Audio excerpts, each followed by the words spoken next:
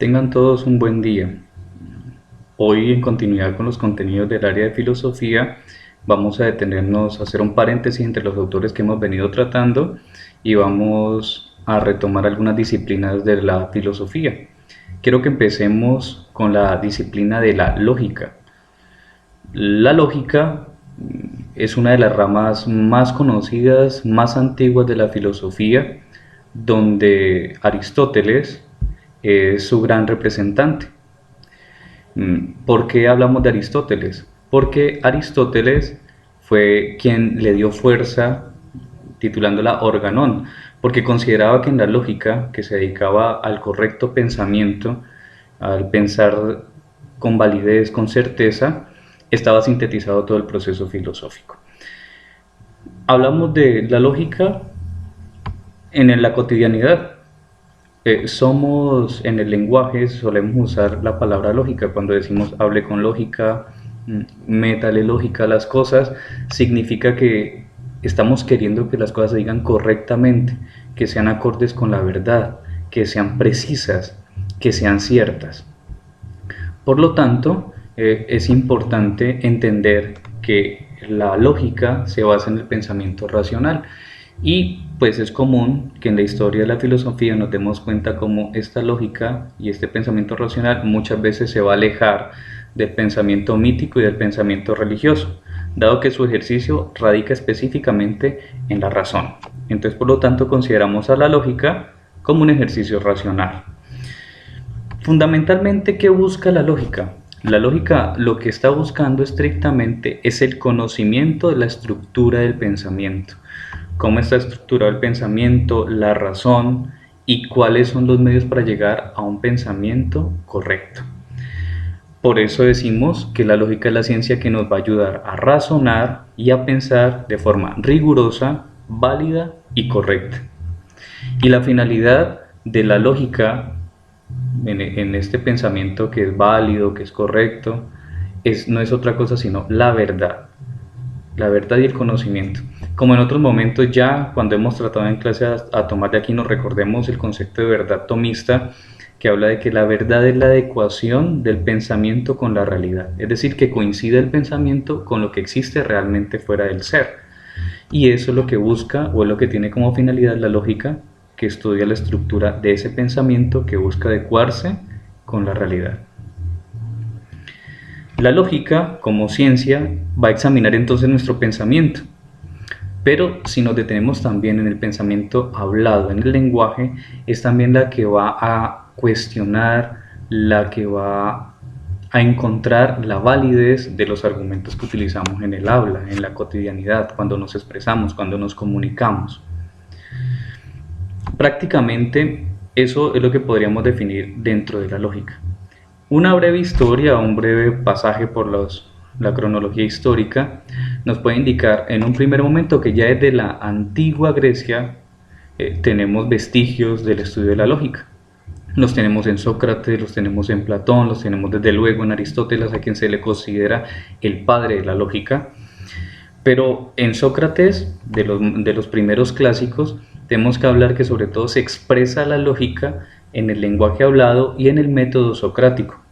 Recordemos, como ya lo hemos estudiado, que el método socrático se fundamenta y se basa en la pregunta, en la capacidad de interrogar, en el hecho de estar cuestionando, y por eso a ese método muy usado y muy común de parte de Sócrates se le llama la mayéutica.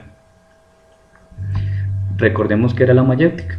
La mayéutica era el proceso que Sócrates consideraba a través de la dialéctica del diálogo conseguir la verdad, es decir, el maestro, hablando con su discípulo, lograba sacar de este argumentos que fueran acordes al conocimiento y a la verdad. Este proceso se comparaba mucho con el hecho y con la actividad de las parteras en la antigüedad, ¿no? Como ellas eran capaces de dar a luz, de hacer dar a luz a las otras mujeres, asimismo el maestro tenía que tener la capacidad de hacer dar a luz el conocimiento de sus discípulos. Por eso se le llamaba mayéutica y por eso se utilizaba el diálogo como el medio. Aparte de Sócrates, su discípulo Platón también en varios momentos habló de lógica. sobre todo de lógica en el orden de la metafísica y de la ética.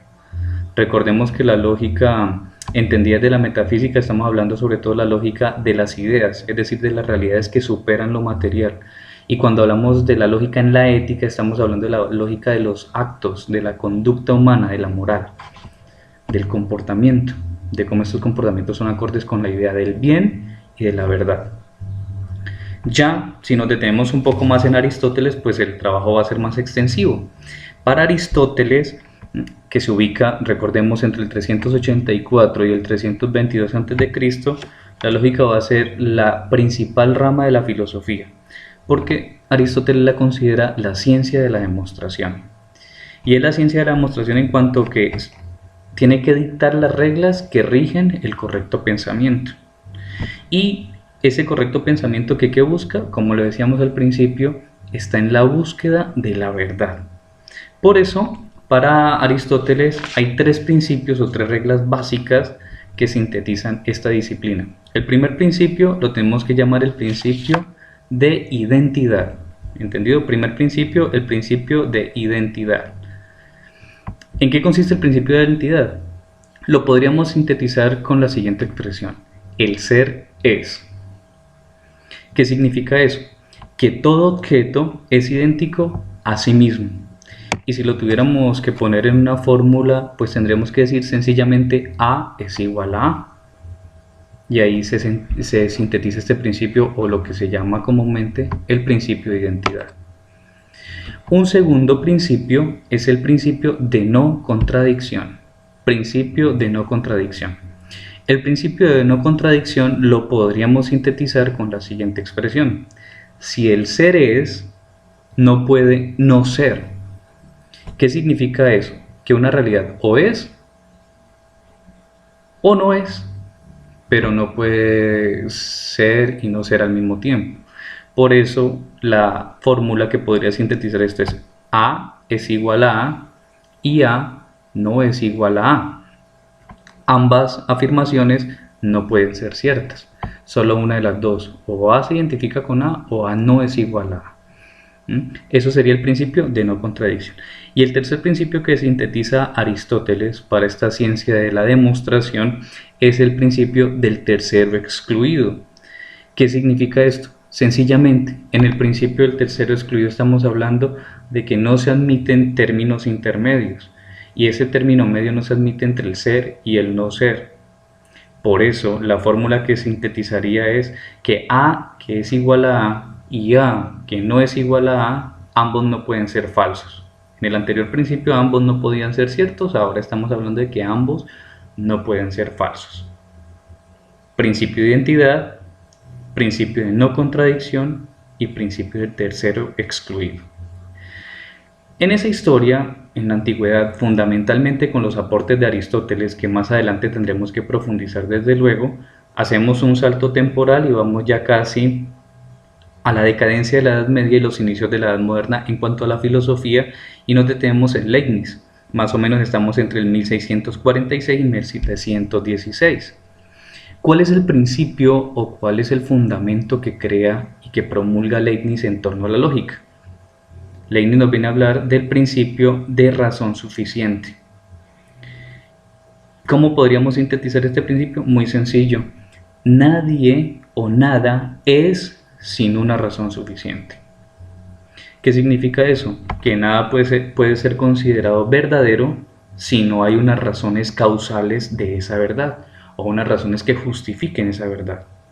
Y este principio de razón suficiente, como seguramente ustedes ya lo han visto en el área de matemáticas, de geometría y aritmética, es el principio que fundamenta el método matemático. Si nos detenemos también en otro aspecto y en otro autor, tendríamos que hablar necesariamente de Kant. En el Alto Renacimiento estamos hablando entre 1724 y 1804. Para Kant, la lógica es la ciencia de las leyes necesarias del entendimiento y de la razón. Es decir, que gracias a esta disciplina nosotros podemos conocer las leyes que estructuran el entendimiento y la razón, y cómo éste puede llegar a la verdad, y a través de ese llegar a la verdad, cómo la puede expresar en los juicios. que ya hemos visto en la doctrina de Kant, entre los juicios a priori y los juicios a posteriori, ¿no? Los que dependen de la experiencia, los que no dependen de la experiencia, pero eso es tema aparte. Si avanzamos en este breve recorrido histórico, tenemos que detenernos necesariamente en John Stuart Mill. Estamos hablando ya entre 1806 y 1873. Para este autor, la lógica es la ciencia de las operaciones intelectuales, pero que tienen una utilidad. Sirven para la estimación de la prueba. Estamos hablando del empirismo puro, es decir, estas operaciones mentales sirven para corroborar la existencia de la verdad y de la realidad de las cosas fuera del entendimiento. En ese sentido es importante para este movimiento empirista. Y en un último momento detengámonos en George Boole. Estamos hablando entre 1815 y 1864. El aporte básico de este autor a la lógica será la implementación de los métodos lógicos en las disciplinas matemáticas y en las que tienen que ver con acciones y con disciplinas numéricas. Prácticamente ese es el concepto y un breve recorrido histórico de la lógica. Una parte esencial de la lógica es el concepto.